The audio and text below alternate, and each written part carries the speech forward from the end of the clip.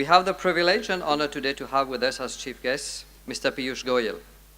Mr. Piyush Goyal is the Minister of State with independent charge for power, coal, new and renewable energy, and mines in the Government of India. He is currently a member of Rajya Sabha and was earlier the National Treasurer of the Bharatiya Janata Party, BJP. Mr. Goyal, I am sure the audience is eager to hear from you.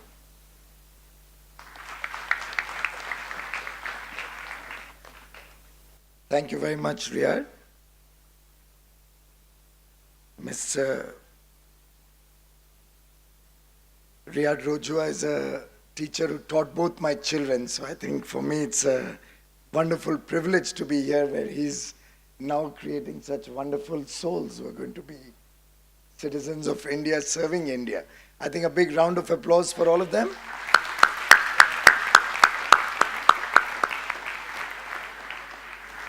Ms. Priyamvada Taneja, the IB Development Manager for India. Mrs. Malik, Director of the Singapore International School. Principal Kezer Dupaishi.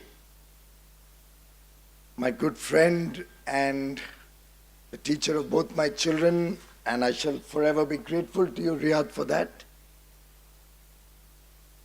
All the faculty and administrative members of the Singapore International School, proud parents who are assembled here today. I see a number of siblings also who are here to greet their brothers and sisters graduating. And all these, I would say, lucky boys and girls who have been blessed with an IB education at one of the best schools that we have in Mumbai. Thank you very much for giving me this opportunity to be amongst all of you. And a big congratulations to each one of you for your achievements as students of Singapore International, for what lies before you as you go into life. I believe 75 of you are going abroad out of 83. Is that correct? Jeez, my God, who will be left in India to run the show here? At the outset, my apologies for setting a very bad precedent. I think a graduation ceremony is a very solemn ceremony. I should have very much been on time. But at the last minute, I was called to the Vidhan Bhavan, the assembly.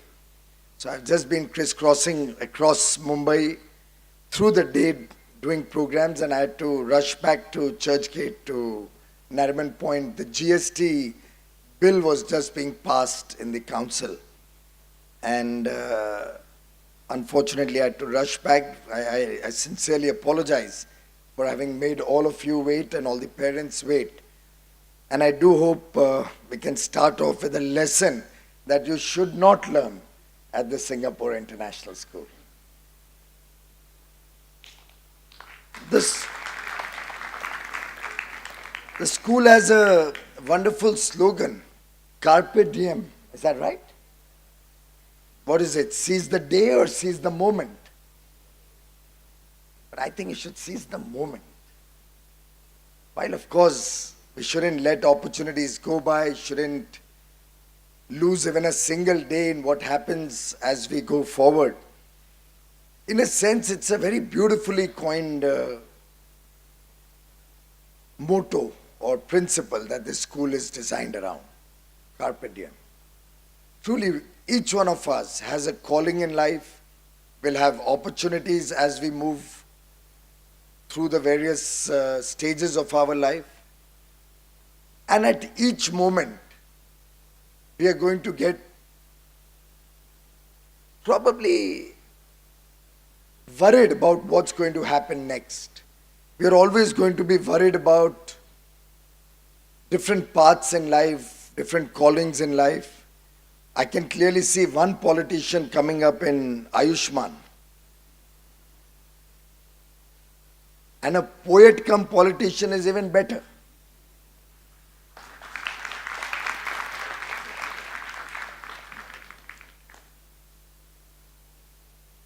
But truly, when one comes across different occasions in life, what we are going to learn from this years of engagement at Singapore International will hold us in good stead for years and years to come. I can, from my personal experience, share that what I learned maybe 35 years ago or 40 years ago also in school sometimes rings true, sometimes rings a bell. And it's that grounding in those early days in life that hold you in good stead as you move forward. And of course, life is a journey of continuous learning. As Riyadh was just saying, I continue to be a student, I continue to learn, and of course unlearn also. A lot of things one unlearns as you move forward in life. But unless we continuously engage with what's happening in the world, what's new in the world, we'll really not be able to fully get the best potential out of each one of us. And what better grooming than an IB diploma program? I myself moved both my children from the ICSC program to the IB program, one in the 11th standard, one in the 8th standard. And I genuinely say it with authority as a proud IB parent that it was a good decision. I'm glad I took that decision, even though I took them out of one of the best schools of Mumbai. But the program curriculum that the IB has devised and which helps a much more rounded personality development prepares you to face life in its entirety. Now, of course, each stream of education, I have studied in a very simple SSC school, the secondary school certificate school, not to run it down or not to say that it had anything lacking or I feel that I feel deprived of any learnings from that school. But it's always good to get a far more comprehensive and holistic view of life than possibly studying by rote or just being able to reproduce what you had learnt in a good examination. In fact, the core values that are taught at the Singapore International School, particularly when you're being told to engage and your mind is opened up to newer thoughts, newer ideas, that engaging mind is what is going to help you be a creative soul as you go forward in life. And that creativity is going to hold you in very good stead. In fact, I think it was Van Gogh who probably said that there might always be an inner voice which will say, don't paint. The choice is yours whether you want to choose not to paint or you want to start painting. Once you start painting, then that voice will stop talking. But if you are going to allow that voice to prevail, that creativity is never going to come out of you. And I think this engaging mind that a school like Singapore International prepares you with will bring out the best creativity which is there in all of us in this room. It's only whether each one of us gave it that opportunity to flourish or we allowed it to remain a subdued part of our life. Each one has a creative bend which could be anything. I heard 12 of your children are into filmmaking or are doing films, one of which I saw partly when I came in. Looked pretty good to me. But I'm sure each one of you will have a different calling in life. But one thing I'm certain of, that each one of the 83 students who are graduating today will, I hope, certainly touch the lives of India, touch the lives of the people of India.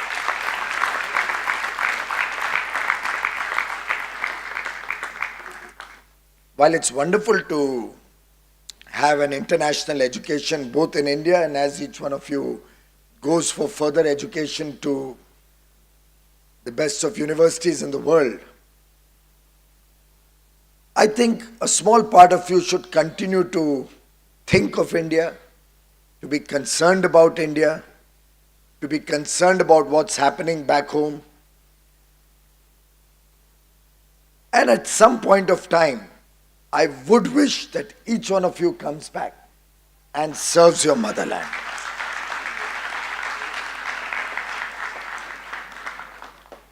India has a huge potential. There's a lot we can do in India. I think the time has come for India now to lead the world.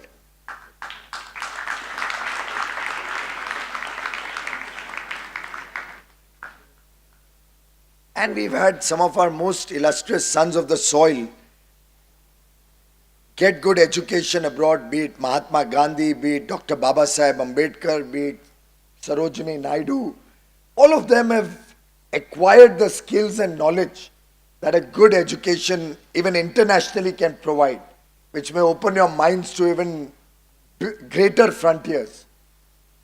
But there is nothing like coming back home, nothing like coming back home to, I read all the delicious menu that's there at 6:15 today evening, the chaat and samosas and, I don't know, is there pav bhaji also?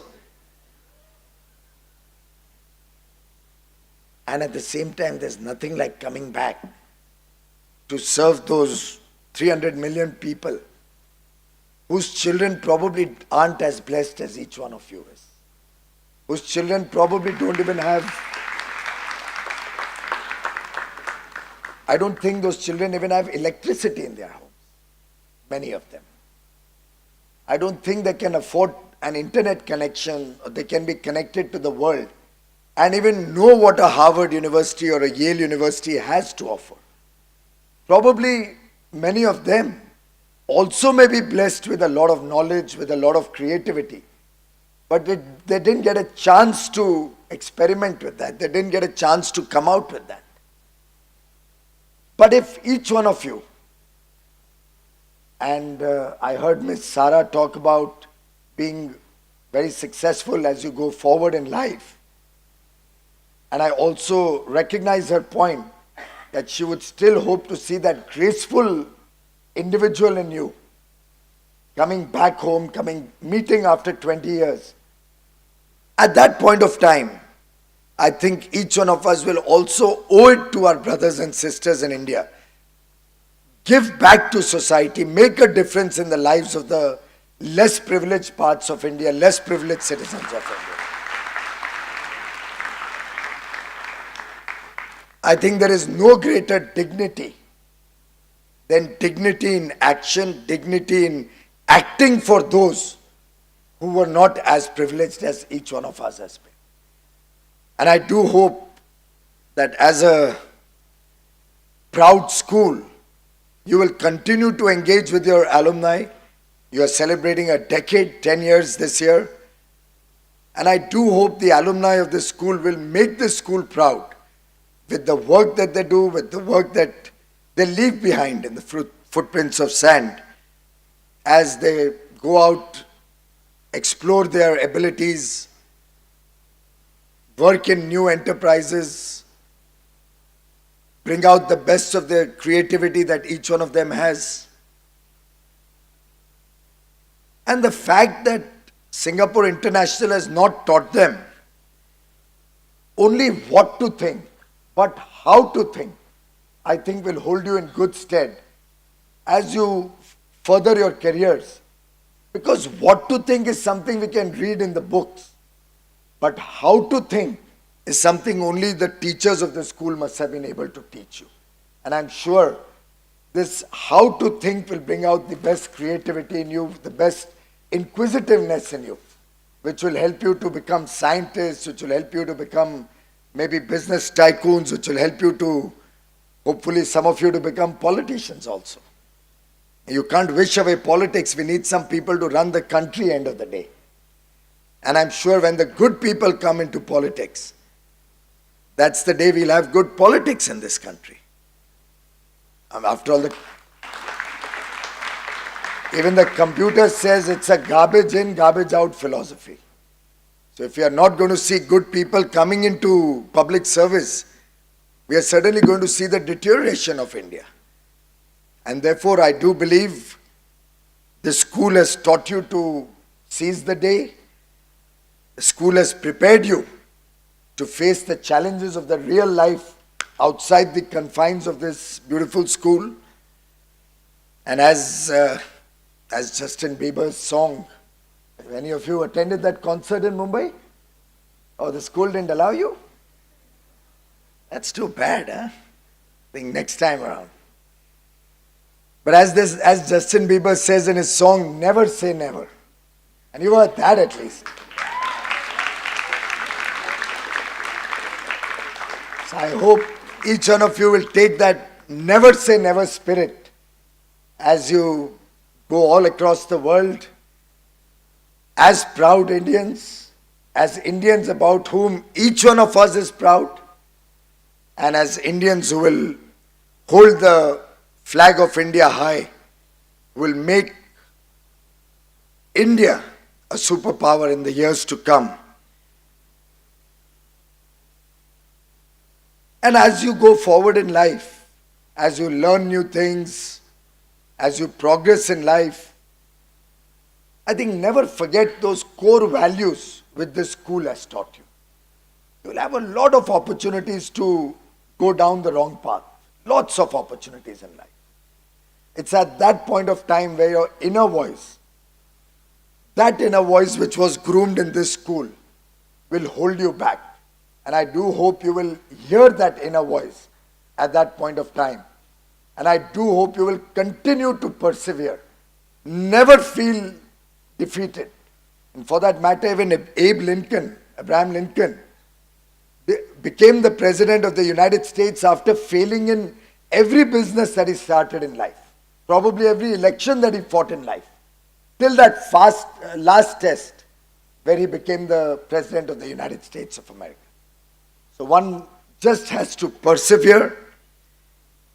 And as they say, whenever you get knocked down, don't ever stay on the ground. Stand up and fight again. Stand up and go forward again. That never say die spirit. Fighting adversity in the worst of situations. That truly is the meaning of carpe diem. That is seize the day. My best wishes to each one of you. I'm sure you dream big. I'm sure you have big plans going forward. I'm sure each one of you will take the road less traveled and not go down the beaten path. I'm sure some of you will invent new technologies, the driverless cars that you see in the California roads. One day maybe we hope to see that in India also, despite all the traffic. I don't know how it will work. In fact, today I came by train over here and it was feeling very nostalgic. I used to go to college every day by train, way back in the 80s. Of course, the sad part is the garbage on the tracks. The stations have been cleaned up, but the garbage along the track is still there. And I called up Mr. Suresh Prabhu, the Honorable Railway Minister, from the train. And I said, let's do a program where we clean up the tracks, clean up the garbage along the tracks, provide 5,000 dustbins. Principal, maybe you can get all the IB schools of Mumbai together and let's run a program in consultation with the railways to do this.